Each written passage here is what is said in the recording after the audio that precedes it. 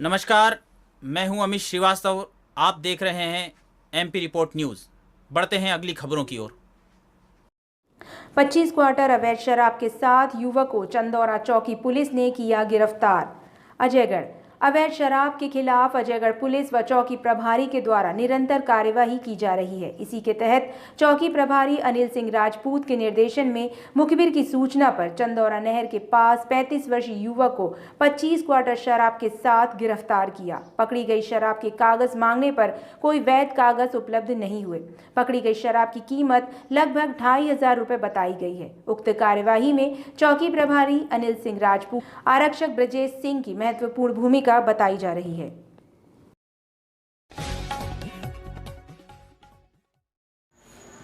सरकारी शौचालय में लटक रहे ताले, कैसे पूरा होगा स्वच्छ भारत मिशन का सपना।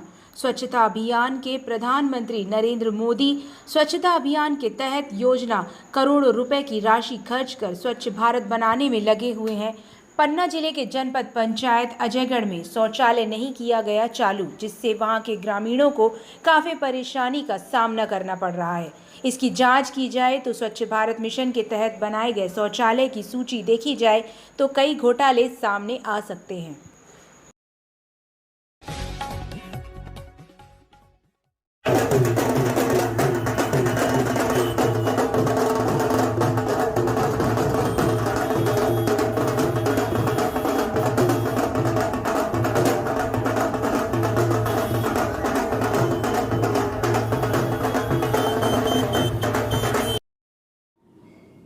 पंद्रह जुलाई को जिला पंचायत सदस्य किरण चंद्र मोहन मीना जिला पंचायत सदस्य का प्रमाण पत्र लेने जिला पंचायत विदिशा पहुंचे, जिसमें काफी बड़ी संख्या में उनके साथ साथी गण उपस्थित रहे।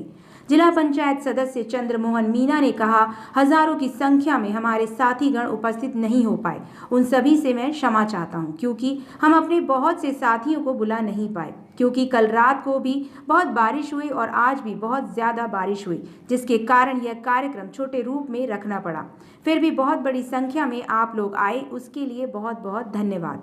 छोटी उम्र में चंद्रमोहन मीना ने जिला पंचायत चुनाव के अंतर 12,000 वोटों से जीत दर्ज की है। त्रिस्तरीय पंचायत चुनाव का परिणाम आने से जिला पंचायत सदस्यों की स्थिति स्पष्ट हो गई है। जहां एक और कई दिग्गजों को हार का सामना करना पड़ा है, तो वहीं किरण चंद्रमोहन मीना ने अपने पहले चुनाव में ही बड़ी जीत हासिल की है। ग्वालियर के यूनिवर्सिटी थाना इलाके में छतरपुर की एक कंस्ट्रक्शन कंपनी द्वारा ग्वालियर निवासी एक युवक को 22 लाख रुपए की चपत लगाई गई है। ऐसे में फरियादी की शिकायत पर थाना यूनिवर्सिटी में कंस्ट्रक्शन कंपनी के 4 संचालकों पर धोखाधड़ी का मामला दर्ज किया है। एडिशनल एसपी मृगाखी डेका ने मामले की जानकारी देते हुए बताया कि छतरपुर की एक कंस्ट्रक्शन कंपनी महादेव कंस्ट्रक्शन द्वारा ग्वालियर के यूनिवर्सिटी थाना इलाके के सिटी सेंटर से शारदा विहार कॉलोनी में अपना ऑफिस बना रखा था, जहां रेत खदान में पार्टनर बनाने के नाम पर राघवेंद्र सिंह निवासी विलास कॉलोनी से 22 लाख रुपए ऑनलाइन ट्रांजैक्शन कर आई थी। लेकिन बाद में कंपनी के संचालक कार्यताओं द्वारा फरियादी के साथ धोखाधड़ी की वारदात को अंजाम दिया गया और उसके रुपए भी वापस नहीं किए गए। ऑनलाइन ट्रांजैक्शन के 22 लाख रुपए का हिसाब किताब मिलने पर यूनिवर्सिटी थाना पुलिस ने धोखाधड़ी का मामला दर्ज किया है, जिसमें रामकुमार शास्त्री, देवेंद्र शर्मा, विकास शास्त्री और निक्की शास्त्री को आरोपी बनाया गया है। पुलिस फिलहाल मामले की विवेचना कर आरोपियों की तलाश कर रही है। का मामला है, क्या पूरा मामला है? तो हमें खबर आई थी काफ़ी दिनों पहले कि छतरपुर में खदान के मामले में 22 लाख रुपए की धोखाधड़ी हुई है। उन्होंने ऑनलाइन पेमेंट किए थे 22 लाख, बट सामने वाले पार्टी ने बस 10-11 लाख रुपए उन्होंने दिए हैं। कॉन्ट्रैक्ट भी ब्रीच किया है, जिसके बेसिस पे इंक्वायरी भी हुई थी। इंक्वायरी में ये अपराध पाया गया है, सस्पेक्ट पाया गया है, जिसके कारण हम इन्वेस्टिगेशन कर रहे हैं कंफर्म करने के लिए कि क्या पूरा मामला है, जो अभी जांच जारी है। ऑनलाइन पेमेंट क्या था? इसमें आरोपी अरेस्ट हुआ? नहीं, अभी जांच जारी है। खुला आटा, दाल, चावल, मखाने सहित अन्य अनाज पर 5% जीएसटी लगाने को लेकर ग्वालियर के व्यापारियों में आक्रोश है। इसी को लेकर आज ग्वालियर में व्यापारियों ने दाल बाजार बंद का आह्वान किया था। आज सुबह से हर रोज की तरह गुलजार रहने वाले दाल बाजार में सन्नाटा पसरा हुआ है। दाल बाजार एसोसिएशन का कहना है, केंद्र सरकार ने जब जीएसटी लागू किया था तब वादा किया था कि खाद्य उत्पाद गेहूं, आटा, दाल, चावल आदि को कभी टैक्स के दायरे में नहीं लाया जाएगा। कोविड के बाद से लोग वैसे ही महंगाई और बेरोजगारी से अभी उभर नहीं पाए हैं। गरीब और मध्यम वर्ग के कई ऐसे लाखों परिवार हैं जो अब भी एक एक दिन के खाने के लिए संघर्ष कर रहे हैं। ऐसे में लोगों पर टैक्स लगाकर केंद्र सरकार ने अब उनकी जेब ही नहीं बल्कि पेट पर भी चोट कर दी है। वहीं व्यापारियों ने कहा है, अगर अपने फैसले को वापस नहीं लेते हैं तो वह शहर बंद का कॉल करेंगे, क्योंकि ये मुद्दा जनहित से जुड़ा है जिससे सभी वर्गों के लोग परेशान होंगे।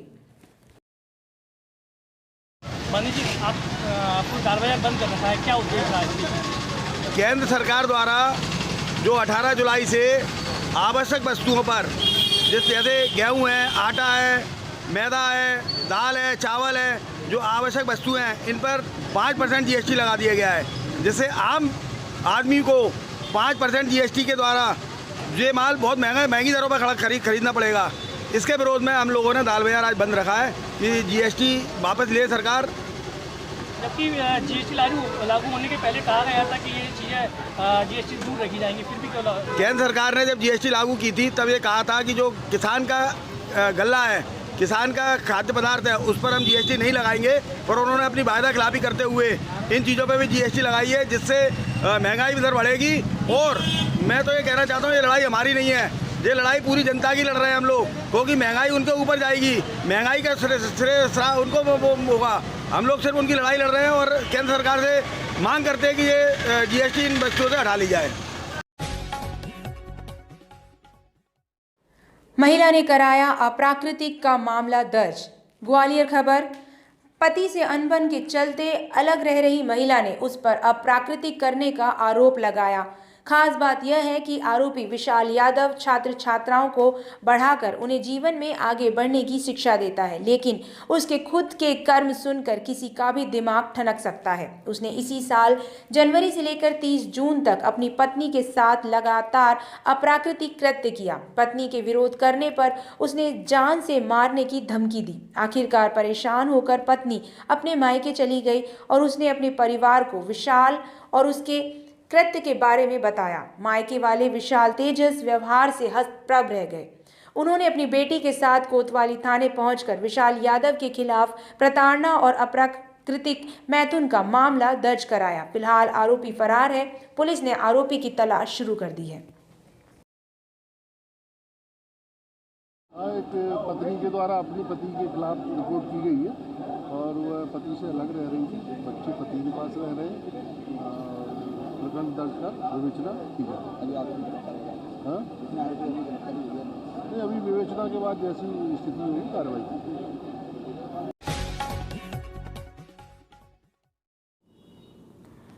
ग्वालियर के मुरार थाना इलाके के एक व्यापारी के साथ राजस्थान के 2 व्यापारियों द्वारा 2 करोड़ रुपए की धोखाधड़ी करने का मामला सामने आया है।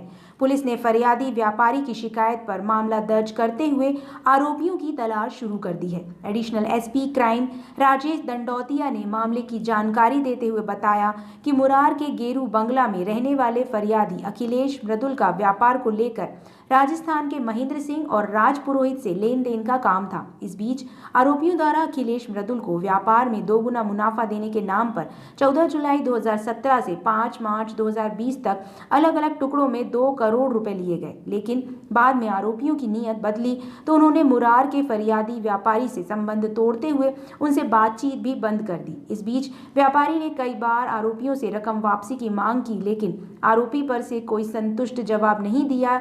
ऐसे में फरियादी अखिलेश मृदुल ने मुरार थाना पहुंचकर मामले की जानकारी पुलिस को दी और पुलिस ने व्यापारी की शिकायत पर राजस्थान के दोनों आरोपियों के खिलाफ धोखाधड़ी का मामला दर्ज कर उनकी तलाश शुरू कर दी है।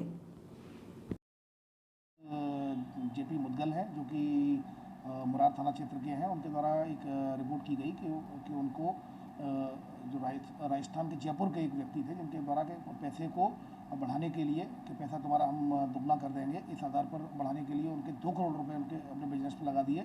लेकिन अब वो 2 करोड़ रुपए भी नहीं दे रहे हैं और जो उन्होंने बताया था कि दुगना कर देंगे, वो पैसा भी इनके द्वारा नहीं दिया जा रहा था। इस आधार पर थाना मुरार में एक व्यक्ति के खिलाफ IPC सेक्शन 420 के तहत केस रजिस्टर्ड किया जाकर इन्वेस्टिगेशन में लिया गया।